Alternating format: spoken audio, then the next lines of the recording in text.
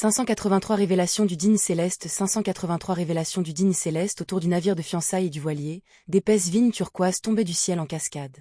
Ils se sont entrelacés, créant une route menant à diverses destinations. Cendrillon est revenu au carrosse citrouille jaune orangé, tiré par des souris grises descendant rapidement à travers les vignes. Ils se sont approchés du passage d'énergie formé par la lumière pure, comme s'ils étaient sur le point d'entrer dans le monstre gris argenté incrusté dans les fonds marins. Brusquement, les méfaits des souris grises ont cessé. Cendrillon, paré d'une robe violette, avait une expression solennelle, des taches violettes dansant sur ses pupilles. Cendrillon a senti une présence inhabituellement périlleuse au plus profond du monstre gris argenté. Il restait immobile, comme plongé dans un profond sommeil ou mort depuis longtemps. Cependant, dans les deux cas, son intuition l'avertit de ne pas s'approcher, de peur de subir une grave corruption ou des effets similaires.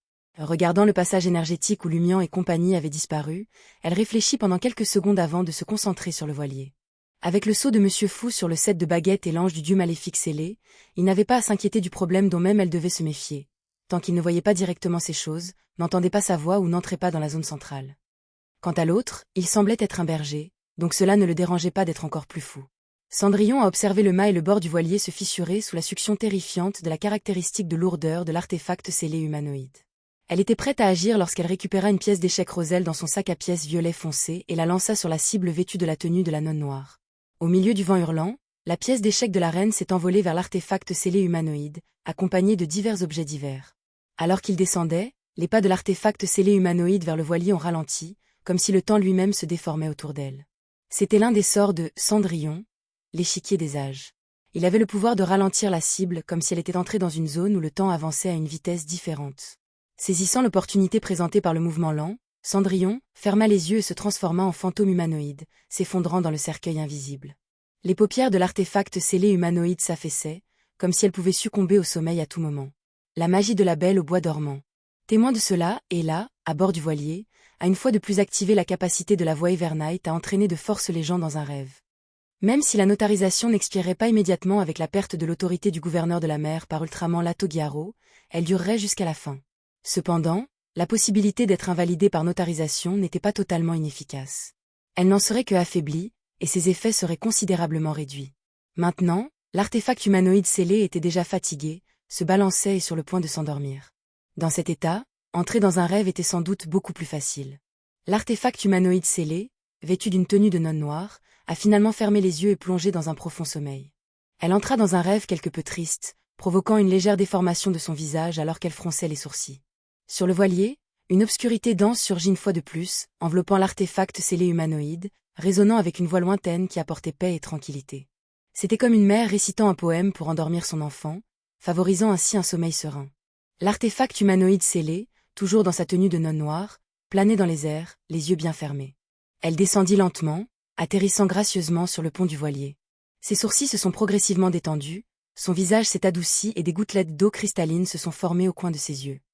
Les filles de la mer, hôtes adjoints et marins, bénis par la mer et ornés d'écailles de lumière stellaire, se sont rapidement installées dans l'obscurité, succombant au sommeil au milieu des chants enchanteurs. Franca, dans la cabine à voile, a été surprise par la bataille qui se déroulait.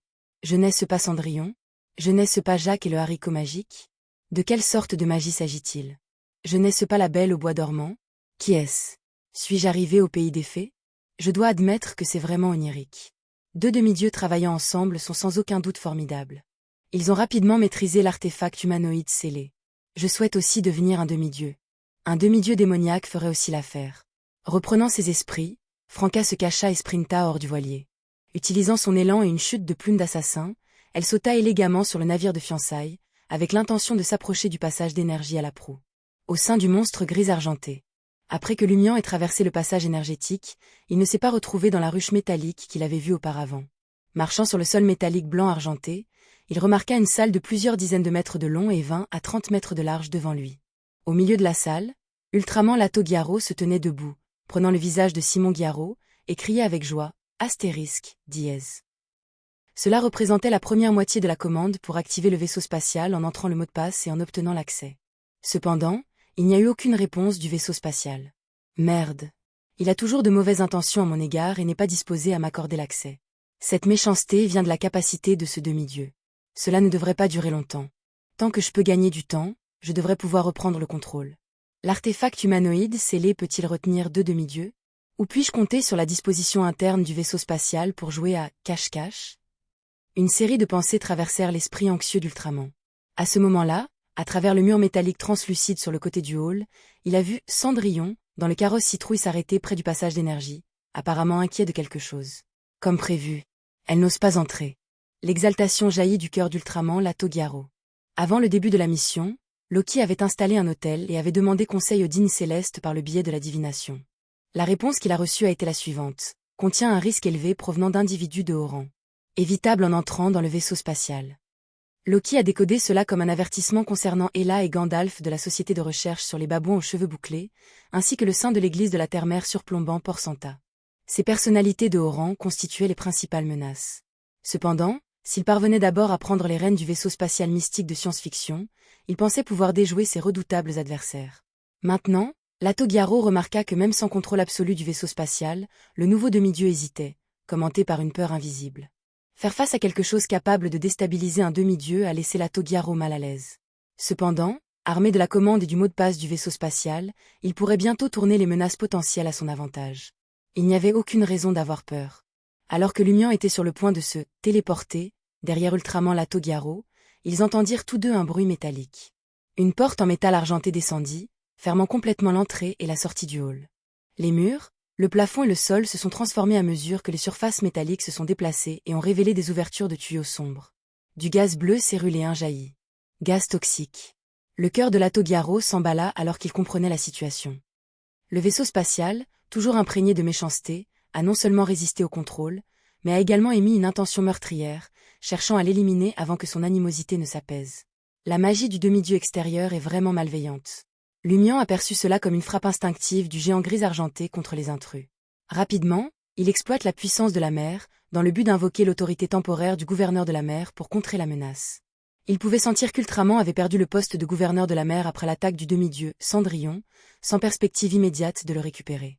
En l'absence de prétendant au pouvoir, Lumion s'attendait à une acquisition facile.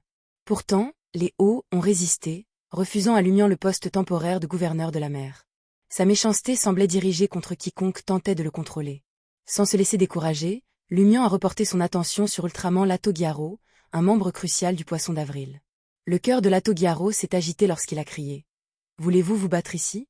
Si nous ne nous échappons pas et ne perdons pas de temps, nous mourrons tous. » Dans ce moment désastreux, un plan pour s'échapper de la salle et déménager est devenu primordial. La méchanceté ne durerait pas longtemps. Cherchez à vous venger dans un espace sûr. Si nous périssons ici, qui aidera à éliminer les autres. Lumion a nonchalamment plié ses poignets, enfilé les gants de boxe Flog, et a souri en déclarant « Je m'en fiche de ma propre mort. Tout ce qui compte maintenant, c'est une chose, en finir avec toi. » Alors que les mots quittaient ses lèvres, des flammes pourpres, à la limite du blanc, jaillirent de tout son être, comme s'il était enveloppé dans un linceul de feu. Non loin de Lumion et la Togiaro, Mad Lady et Monsieur K se sont retrouvés dans la salle métallique en forme de ruche, incapables d'entrer dans le hall devant. En parcourant les environs, le regard de Monsieur K balaya l'insecte noir Batting en incubation, les petits diables et d'autres créatures. Il hocha la tête avec satisfaction. C'est en effet le pouvoir d'un dieu maléfique, engendrement d'un dieu maléfique. Bravo, Lumion. Bravo. Tout cela fait partie de l'arrangement de Dieu.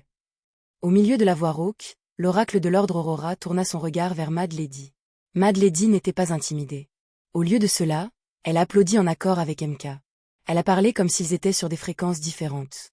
C'est vrai, c'est cool, non? C'est un vaisseau spatial.